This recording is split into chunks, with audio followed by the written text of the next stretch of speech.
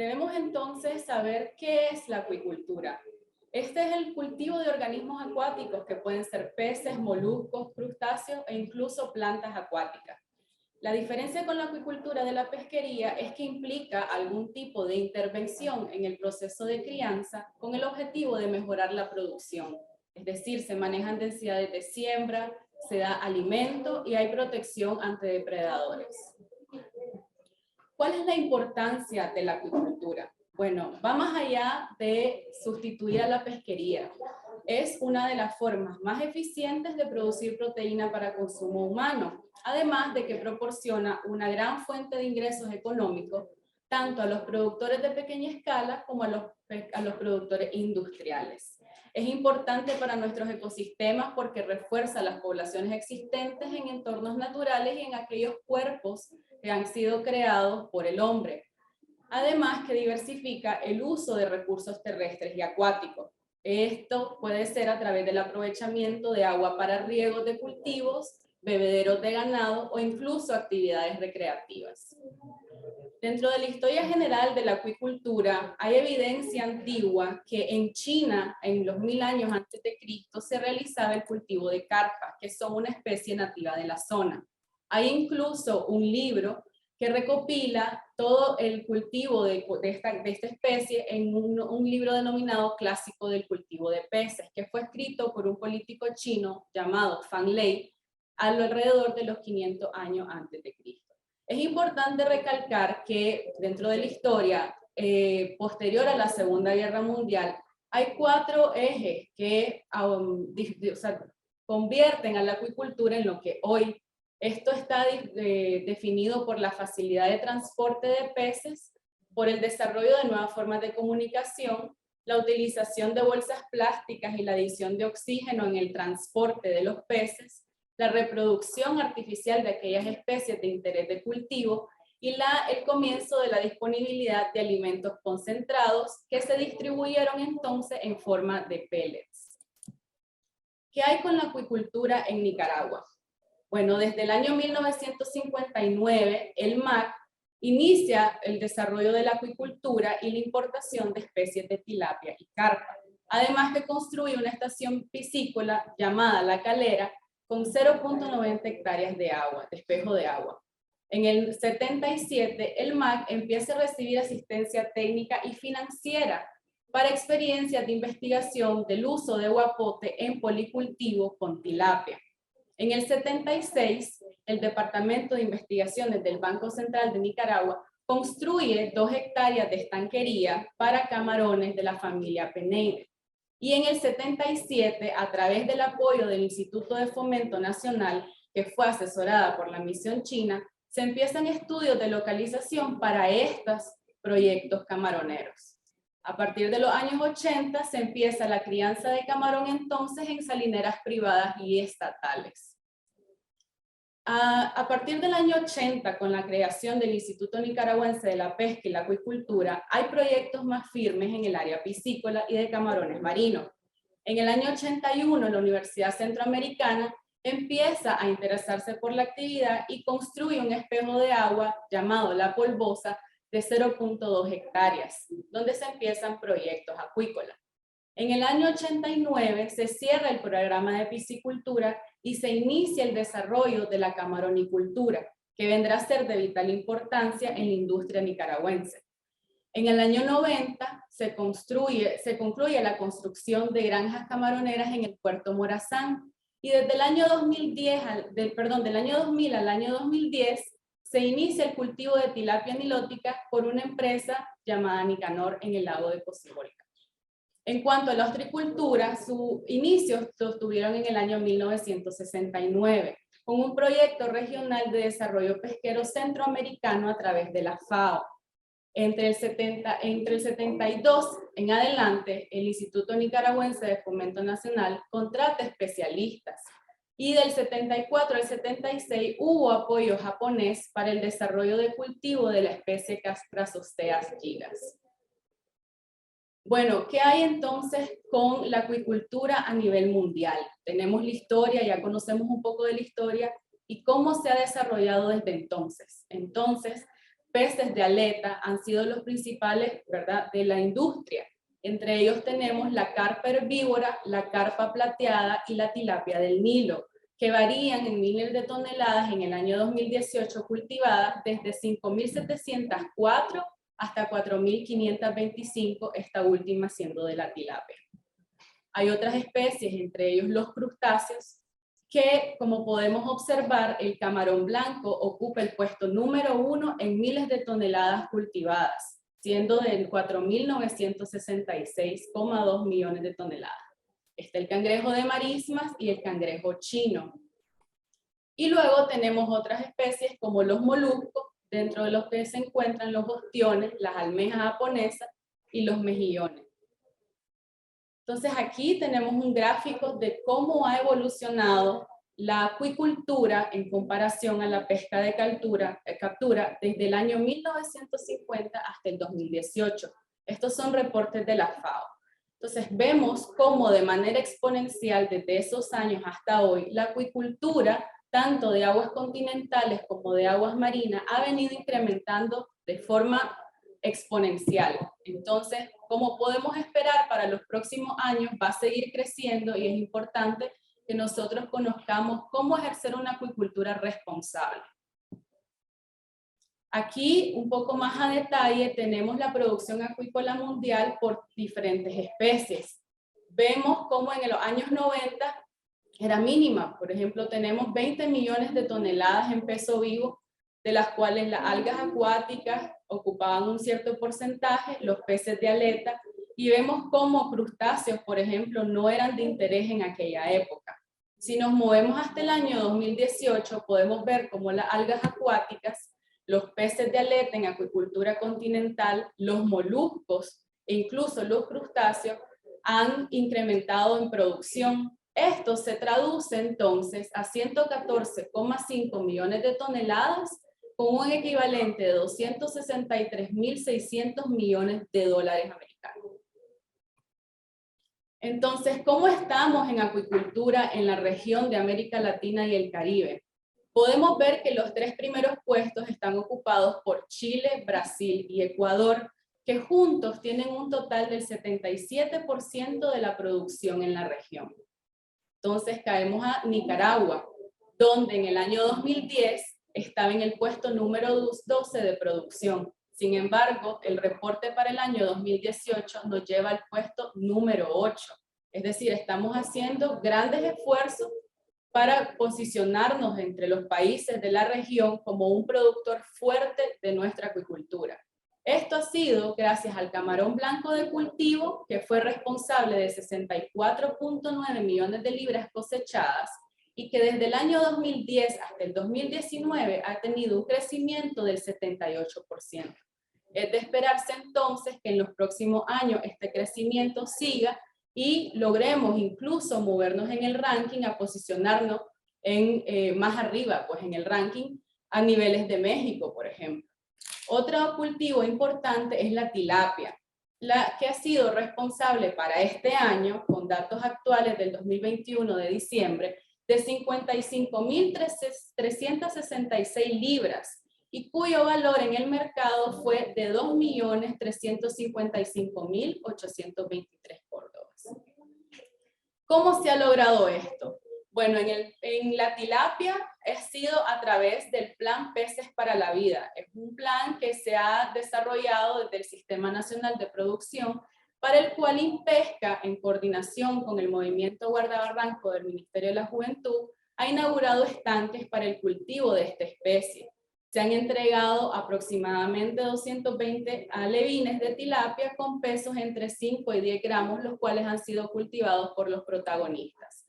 Hay un reporte que se tienen aproximadamente 2.386 estanques activos en los cuales se les está dando el seguimiento.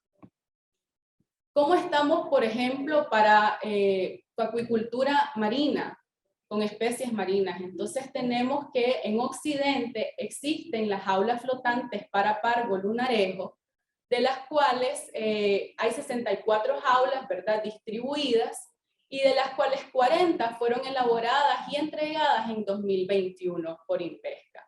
Las cooperativas beneficiadas por la entrega de estas 40 jaulas fueron 10 y reportaron para diciembre del 2021 48.942 libras aproximadamente y un costo que supera los 3 millones de córdobas en ganancia.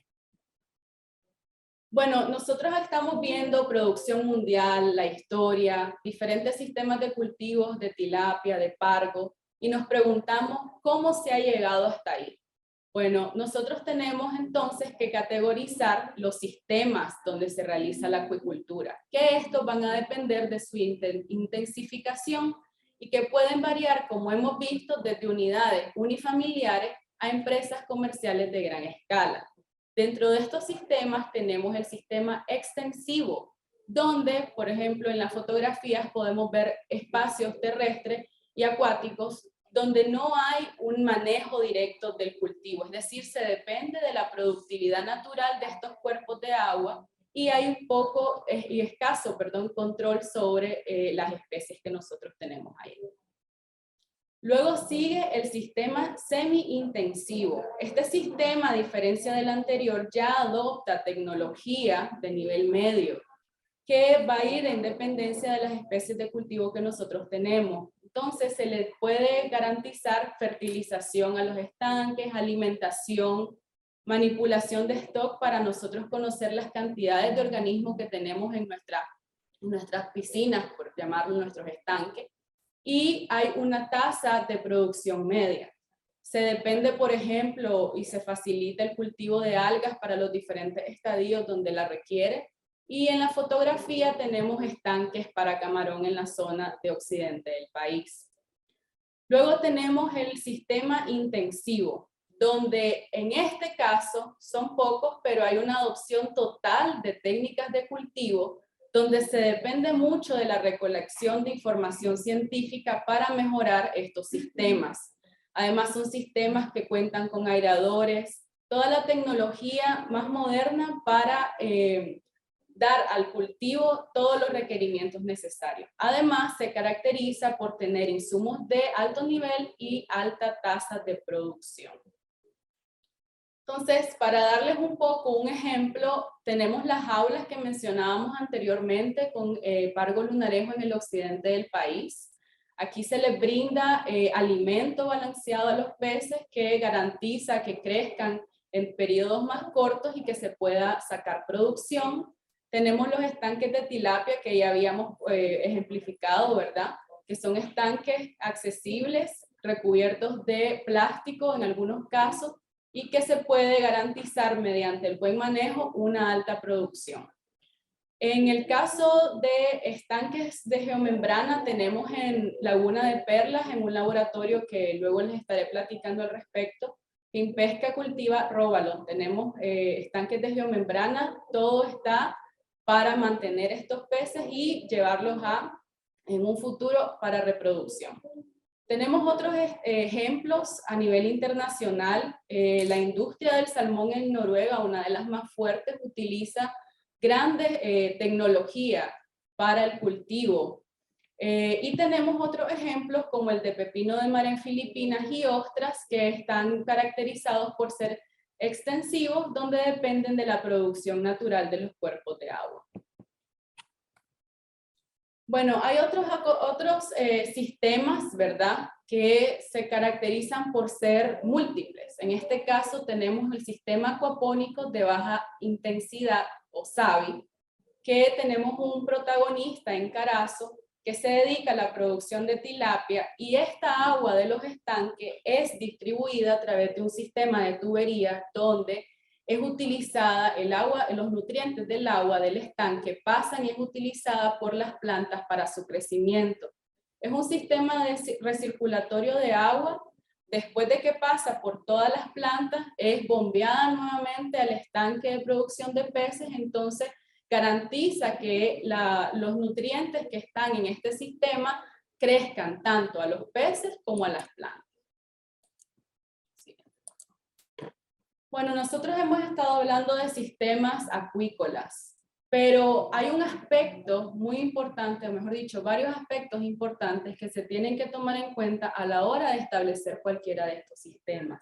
sobre todo cuando nosotros vamos y tenemos visión de futuro con la producción acuícola en nuestro país. Dentro de estos aspectos técnicos tenemos la selección de sitio, que va a estar principalmente dada por la disponibilidad de agua. Como nosotros bien sabemos, nuestros peces entonces dependen de un cuerpo de agua saludable y un cuerpo de agua que tenga siempre, ¿verdad?, los niveles adecuados. Entonces tenemos que la disponibilidad de agua es fundamental. Esta puede ser desde agua potable, ¿verdad?, de la tubería de la red nacional, ríos, lagunas, pozos. Lo importante es que esté disponible todo el año.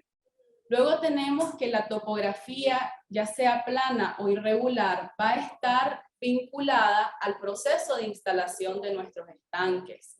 Entonces, ¿qué tan engorroso podría ser llegar a un sitio, por ejemplo? ¿O cuánto trabajo nosotros vamos a tener que realizar para la instalación de este estanque? Entonces, estos son aspectos muy importantes a la hora de definir dónde vamos a colocar el cultivo. Y otro importante es la energía eléctrica. Esta puede ser desde la red nacional o un sistema fotovoltaico que son comunes en las regiones más alejadas en nuestro país y que van a influir en la utilización de bombas para los recambios de agua. Ahora caemos entonces a la calidad de agua. Esto va a estar dispuesto por la temperatura, que va a variar de acuerdo a la especie de cultivo y varía. Entonces, nuestra temperatura de agua puede ser que en las diferentes regiones de Nicaragua tengamos agua más fría del lado de Jinotega, por ejemplo, comparado a Boaco. Entonces, es un aspecto fundamental. La salinidad, cuando nosotros vamos a cultivar, ¿verdad?, tenemos que tener clara cuál va a ser el requerimiento de salinidad de nuestra especie. Entonces, si es de agua dulce, si es marina o es de agua salobre. El oxígeno disuelto, como nosotros bien sabemos, nuestro cultivo va a tener requerimiento fisiológico y que va a utilizar oxígeno en el agua para realizarlo. Entonces, hay mediciones que se tienen que realizar, como llamamos nosotros de cajón, para garantizar que el oxígeno disuelto en el estanque, aunque haya variaciones a lo largo del día, logremos, ¿verdad?, tenerlo dentro de los rangos aceptables. Luego tenemos el pH, que está relacionado también a la capacidad fisiológica de nuestros peces, que si hay una variación pueden afectar y puede causar incluso problemas morfológicos. Esto es potencial de hidrógeno. La turbidez, ¿verdad?, que va a estar dada por mediciones de nuestra columna de agua y la cantidad de sólidos que nosotros tengamos. Ahí en la fotografía de los vasos, para ejemplificar, tenemos 3 tipos de turbidez. Vemos cómo el agua está un poco más transparente en el primero, hasta llegar a ser más oscura.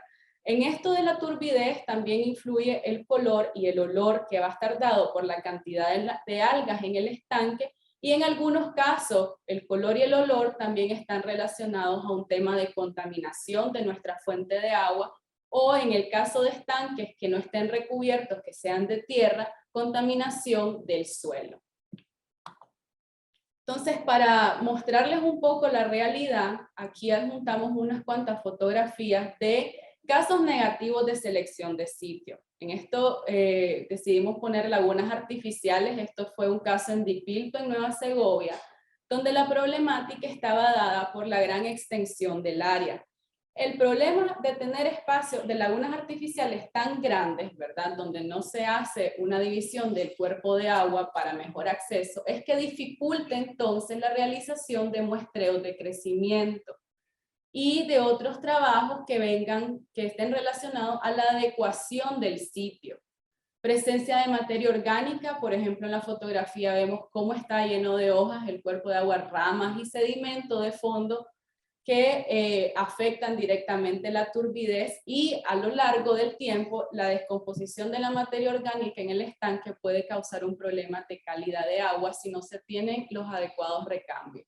Entonces habían en este caso en la laguna presencia de otras especies, ¿verdad?, de peces naturales de la zona, y además no contaba con un drenaje adecuado de agua. Ahora, para ejemplificarles un caso positivo, le tenemos esta fotografía. Esto fue en Asturias, en Jinotega Sur. Entonces aquí vemos cómo el cuerpo de agua, aunque es extenso, ¿verdad? Es amplio. El protagonista dividió la laguna con malla para las tilapias. Entonces, cuando uno ya se acerca a la zona para observar a los peces, su comportamiento, esto es mucho más fácil, es mucho más accesible. El protagonista también realizó limpieza de fondo, es decir, vemos cómo en el agua no flota ninguna hoja, los contenidos entonces de materia orgánica en descomposición podrían disminuir. Y en ese momento, cuando se llegó, se bajó el nivel de la laguna, ¿verdad? Para hacer la extracción de esas especies del cuerpo de agua que ya existían.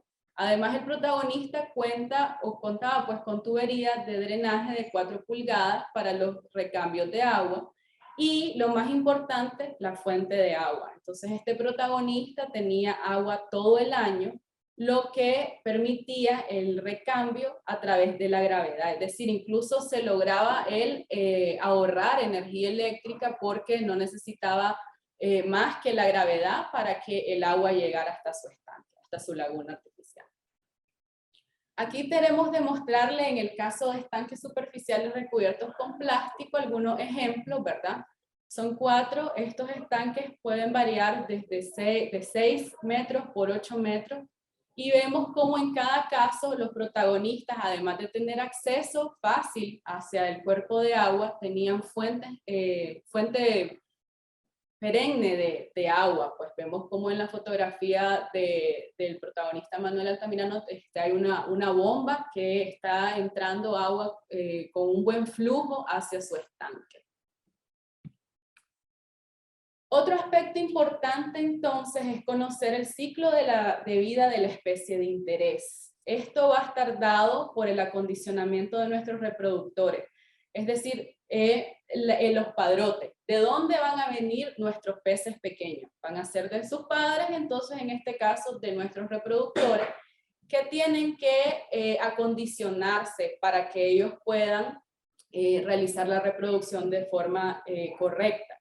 Y el desove, que puede ser natural o inducido. Normalmente cuando hay una comodidad de los peces dentro de un estanque se hacen desoves naturales, es decir, ellos siguen sus ciclos reproductivos, o bien puede ser inducidos con hormonas dependiendo también a lo que se dedique un productor o a lo que nos dediquemos, ¿verdad? Si estamos interesados en vender larvas o vender alevines, entonces esto es un aspecto muy importante.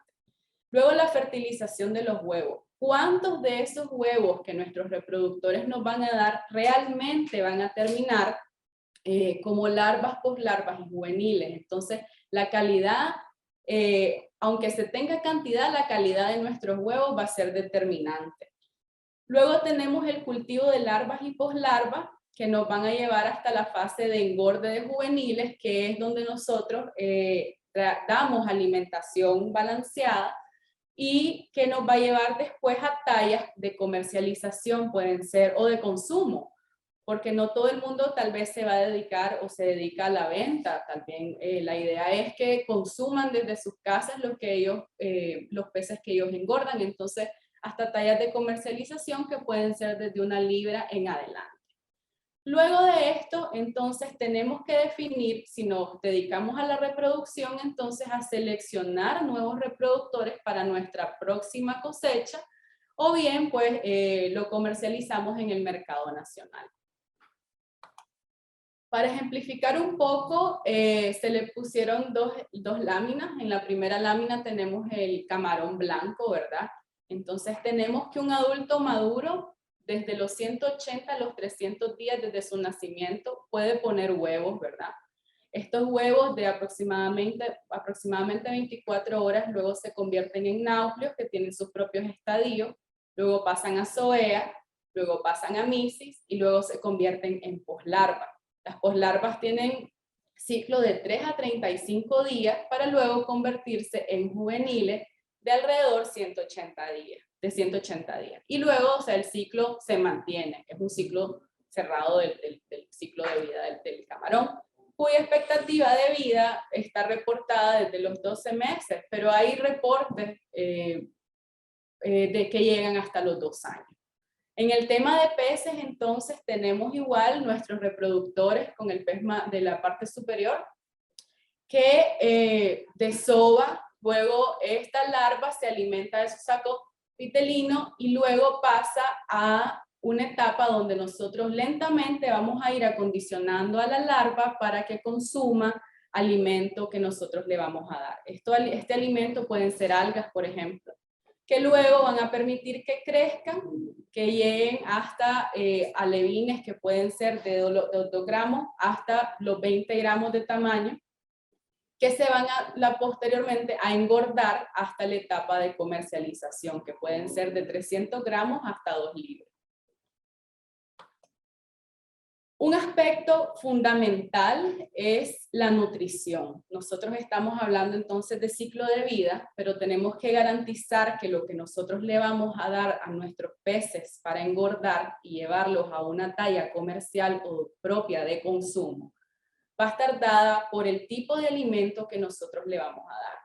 Existen diferentes tipos de alimentos que pueden variar desde polvo hasta pellets, que pueden ser redondos, que pueden ser en forma de pastillas, que pueden ser hojuelas, por ejemplo, que pueden ser granulados muy pequeños, que esto va a estar de acuerdo al tamaño de la boca del pez. Entonces, para cada una de nuestras etapas nosotros tenemos alimentos que darle específico, porque muchas veces suele suceder que se le da al pez o el tamaño de un grano que es muy grande para su boca. Entonces, el tiempo que se puede llevar a comer ese alimento va a ser mayor o incluso lo podría rechazar en comparación a un alimento que esté hecho para sus requerimientos. Entonces, el tipo de alimento y el tamaño es importante. Luego tenemos la composición de estos alimentos, es decir, nosotros tenemos que garantizar que la composición esté de acuerdo a las necesidades.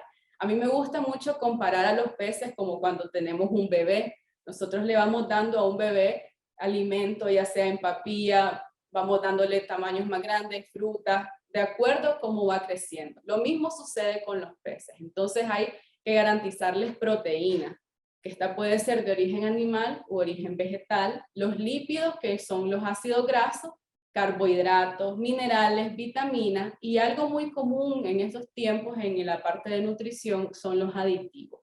Estos van a estar dados por probióticos, que son un conjunto de bacterias que se instalan en el sistema digestivo de los peces o el animal de interés, en el camarón, por ejemplo, que va a ayudar al crecimiento de este animal, ¿verdad? Este animalito que nosotros tenemos ahí. Y para fines de comercialización se utilizan también colorantes, por ejemplo, con el caso de salmón, que se utilizan colorantes para darle la tonalidad naranja, que viene a dar mayor agrado al ojo del consumidor, por ejemplo.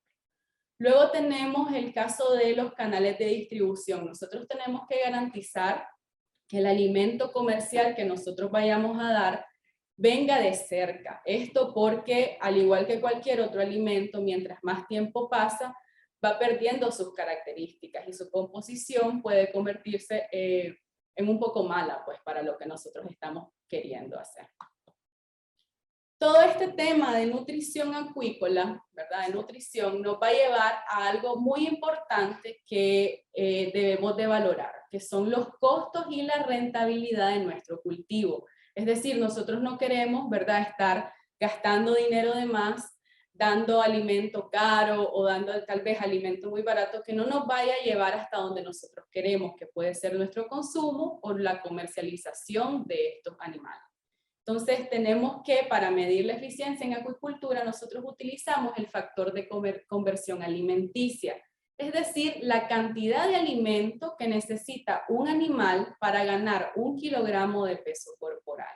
Para ejemplificar un poco de la viabilidad y por qué la acuicultura ha crecido tanto en comparación, ¿verdad?, a otro tipo de cultivo, es porque se necesitan de 1.2 a 1.5 kilogramos de alimento para crear un kilogramo de peso de los peces. Esto es mucho menor, por ejemplo, del requerimiento en pollos, en cerdos y vacas. Ahora, ¿cómo logramos nosotros saber qué cantidad de alimento darle a nuestros peces? Entonces hay fórmulas, ¿verdad? Esto se mira complicado, pero en la práctica es mucho más sencillo y claro, se va ganando confianza mientras más se practica. Entonces esto va a estar dado por unas tablas de alimentación. Estas son tablas de alimentación que se basan en el peso promedio, ¿verdad? De nuestros peces en el estanque. Entonces, por ejemplo, si tenemos un estanque con 100 tilapias, ¿verdad? Vamos a tomar una muestra representativa que pueden ser entre 10 a 15 tilapias, incluso 20, ¿verdad? Y vamos a pesarlos.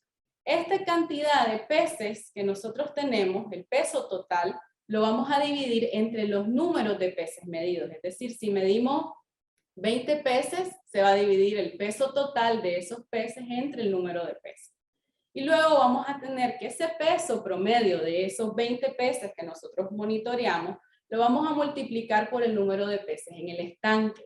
Aquí es importante saber que cuando se realiza la siembra de nuestros peces en la etapa inicial, cuando nosotros lo vamos a colocar en el estanque, queremos garantizar que los tamaños de estos peces sean similares, lo más similares posible, para que en el crecimiento vayan iguales, o si hay uno que otro que tal vez sea un poco más lento, entonces no se nos quede tan atrás, o de lo contrario, si tenemos peces más grandes, que no vayan estos a crecer mucho más rápido del resto de los peces en el estanque. Entonces, en forma de ejemplo, les ponemos acá una tabla, ¿verdad? Que tiene el peso promedio del pez en gramos, podemos ver de 5 a 10, de 10 a 25, de 25 a 50 y así sucesivamente. Y en la siguiente columna tenemos cuáles de estos pesos corresponden a qué etapa de crecimiento de los peces. Es decir, si tenemos peces de 5 a 10 gramos, entonces estamos hablando de precría. Si tenemos de 10 a 25 de cría y, por ejemplo, de 50 a 100 gramos, estamos hablando de peces ya de engorda, que van a ser más grandes. Entonces también vemos los días de cultivo que en teoría, ¿verdad? Esto digo teoría porque en la práctica puede ser distinto y luego les explicaré por qué. Entonces tenemos que de 12 a 30 días puede la precría pasar a ser cría y así sucesivamente hasta llegar a pesos de más de 150 gramos, que son más de 150 días desde que iniciamos nuestro cultivo.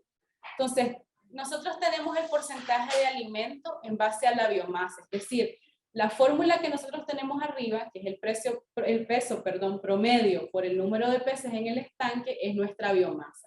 Ese dato es el que nosotros vamos a utilizar para determinar el porcentaje de alimento. Es decir, que si nosotros tenemos peces que están entre los 5 y los 10 gramos, le vamos a dar de 10 a 12% de esa biomasa, del peso total de los animalitos dentro de nuestro estanque, y le vamos a dar ese alimento en una frecuencia de 5 veces al día, ¿verdad?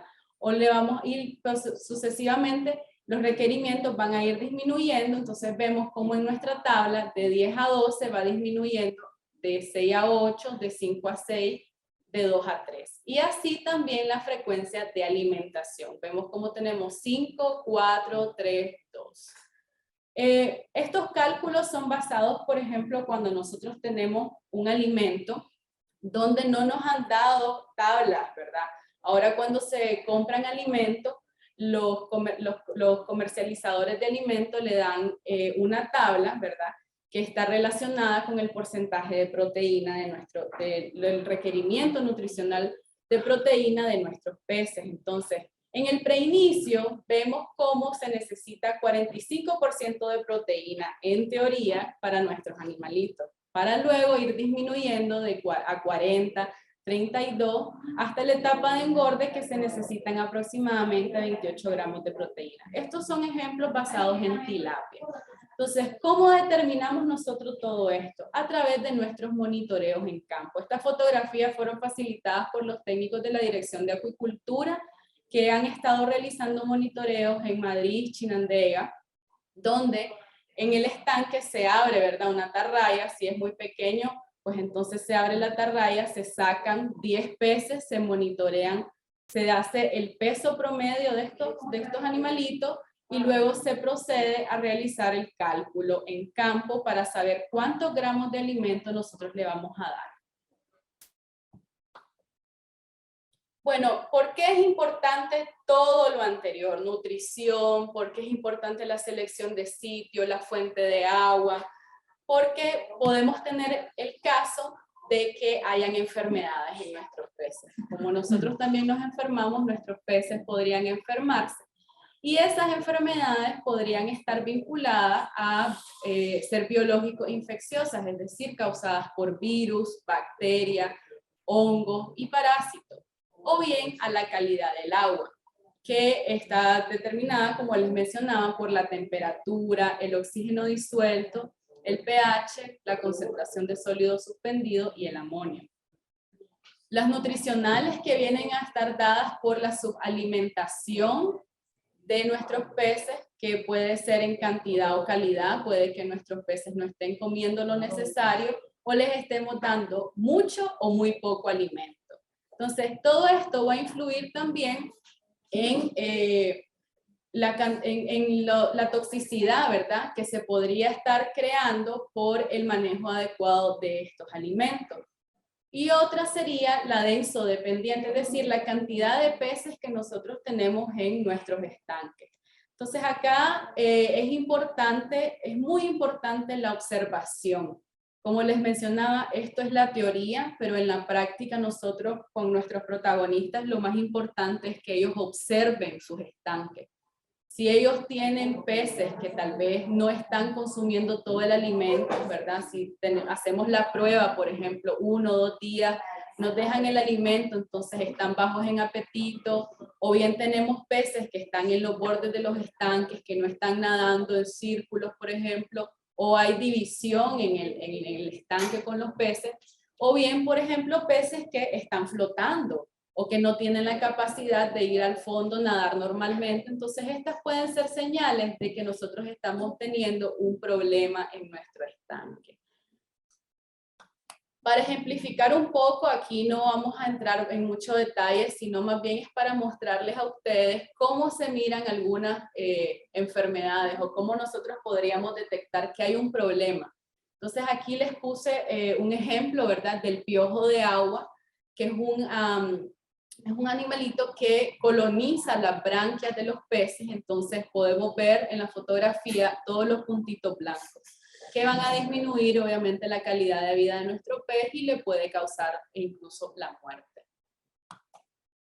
Luego tenemos enfermedades por hongo. Esto es para que más o menos vean, ¿verdad?, cómo se muestran las enfermedades en los peces. Entonces tenemos las branquias blanquecinas, ¿verdad?, o los vasos sanguíneos reventados en la parte superior de la fotografía de la izquierda, que está dadas por hongo. Y luego tenemos enfermedades parasitarias. Estos parásitos pueden ser internos, como el de la fotografía superior, o externos, como sanguijuelas, que son propios de algunos cuerpos de agua. Pueden ser por temporadas y que afectan a los peces en la parte externa y se le pueden ir hacia sus partes interiores. Aquí en la fotografía tenemos róbalo y lleno de sanguijuelas porque fue tratado. Y para ejemplificar también un poquito con el tema de crustáceos, hay muchas enfermedades.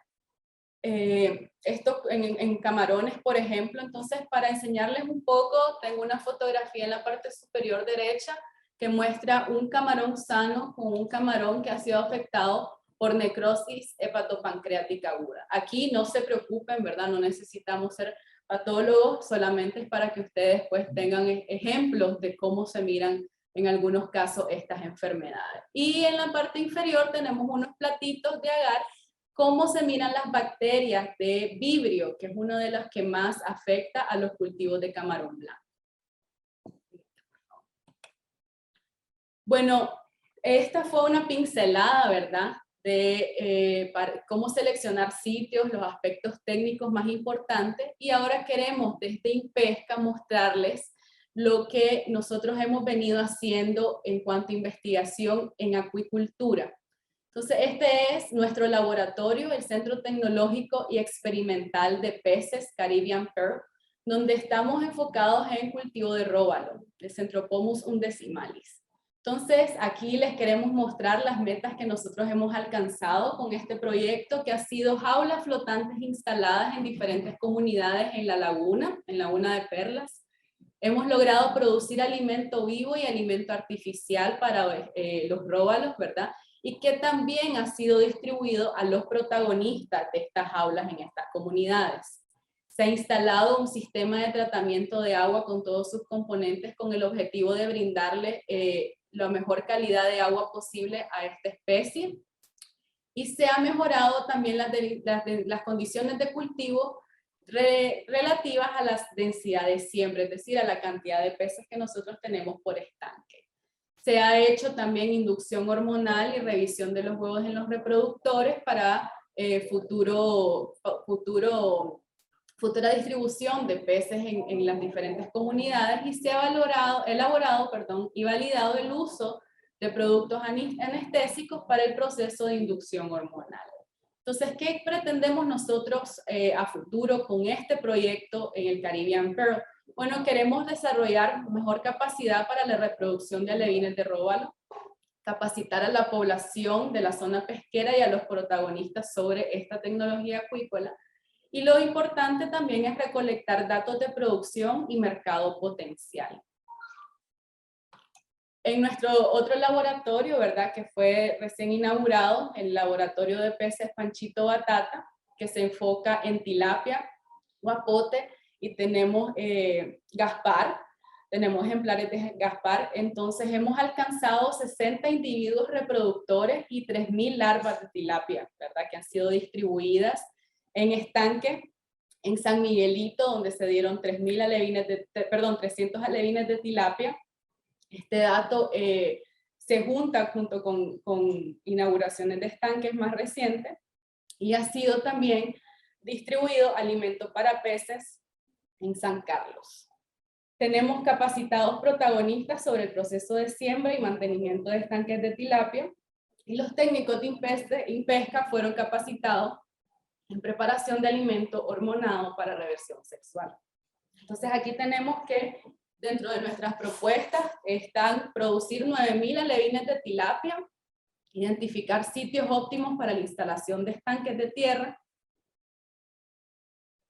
capacitar a los protagonistas en introducción al cultivo de tilapia, nutrición y manejo de estanques, y realizar eventualmente la reproducción de Gaspar como parte de la expansión de producción de especies de interés.